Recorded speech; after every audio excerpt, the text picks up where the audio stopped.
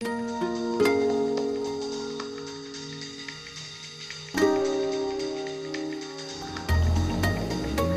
earlier times, there were no dating or matrimonial sites. No hangouts where the young could meet. Marriages then were truly conceived and made in heaven, and this one particularly so. Legend has it that, spurred by a dream, the king of Ayodhya sent his daughter on a ship to a distant land to marry a charming prince, Kim Suro of the kingdom of Kimhe. On this long journey, the princess carried with her hopes of a perfect marriage, a stupa, and the teachings of Lord Buddha. This mythological belief is preserved in a palace near the city of Busan, which is managed by their descendants, who believe strongly that they are related to India.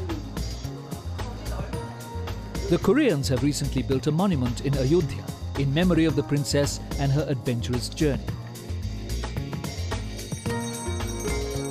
For centuries, India remained buried under layers of myths and distant memories for the people of Korea, who remembered it as the land of the Buddha.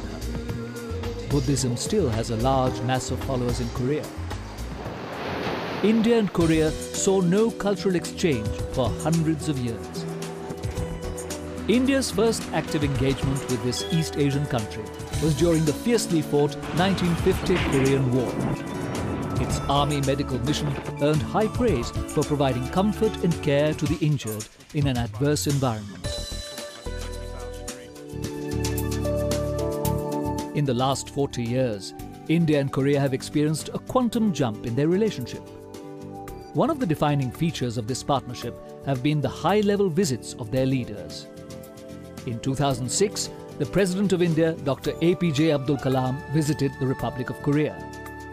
President Lee Myung-bak's state visit to India in 2010 was followed by the visit of the President of India, Pratibha Devi Singh Patil, to Korea in July 2011, and later by Prime Minister Manmohan Singh's visit in March 2012. The strategic partnership has acquired greater meaning due to increased people-to-people interaction, which has quickened and deepened the engagement. So much so that people have begun to wonder whether the DNAs of Indians and Koreans really match. Yes, myself is in my body. There is a little bit of Indian blood, and of course I'm Buddhist. So in my mentality, like many other Korean Buddhists, we consider India as a holy land. When Koreans were trying to rise from their troubled past in the early part of the 20th century, Nobel laureate Rabindranath Tagore's prophecy of Korea being the new star and lamp-bearer of Asia was a source of inspiration for many in this country of morning calm. From 10 years old, girl started to write a poetry after read Tagore's book. And still, I am little over 80 years old now. And till those long period, I continuously used to write a poetry. Schick set up the Indian Museum as an independent initiative. She was awarded the Padma Shri for her contribution to literature and the deepening of cultural ties between the two countries. The real turning point in bilateral relations came in the year 2010, when Korea and India upgraded their relationship to a strategic partnership. Later, they signed the Comprehensive Economic Partnership Agreement, or CEPA, in 2010. This agreement was in recognition of the growing profile of India in Southeast Asia as a 2 trillion economy with a huge market. Indo-Korean trade is expected to rise to $40 billion by 2015. Koreans are leaders in electronics and infrastructure, whereas India has a large pool of trained manpower, strong in the service sector and in technology. Today, some 12,000 Indian engineers are employed by Samsung.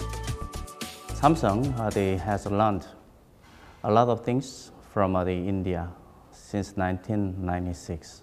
India they contributed Samsung to design a Samsung product to the different needs of the consumers.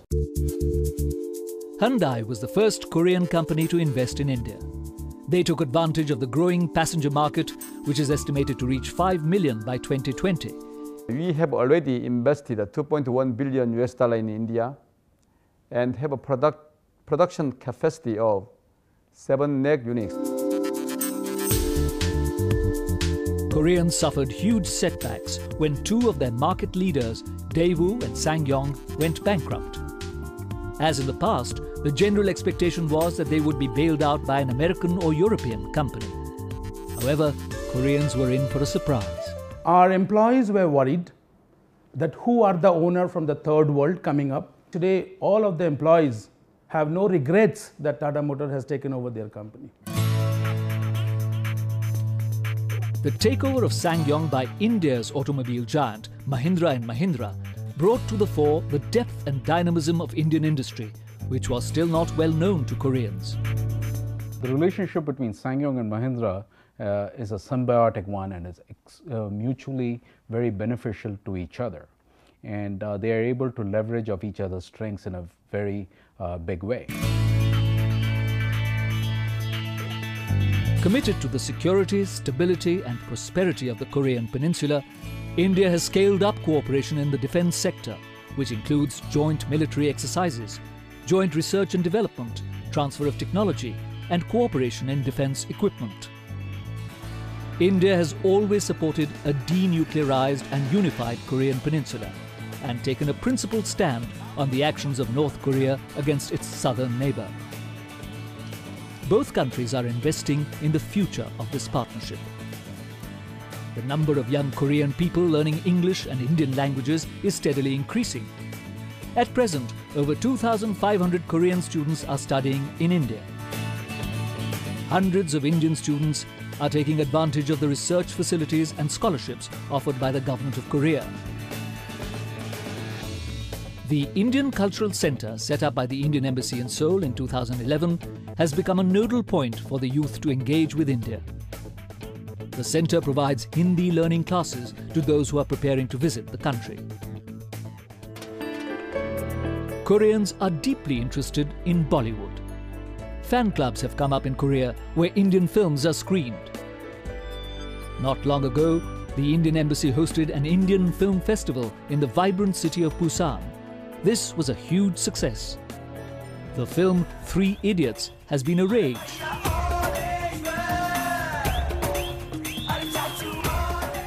People here love Bollywood music, much as K-pop is popular in the rest of the world. The Indian Cultural Centre provides an opportunity to learn the new genre of Bollywood dance.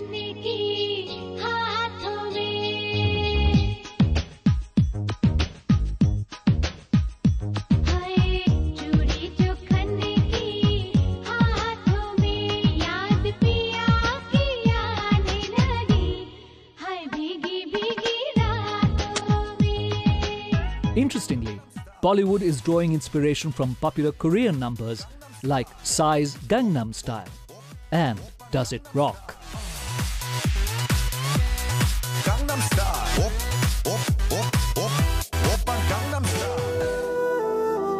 There is something really fascinating about the manner in which the last 40 years have witnessed the potential of this partnership getting actualized. In a way, it is like young lovers who climbed the Namsan Tower in Seoul, hand in hand, to gaze ahead and literally lock their relationship forever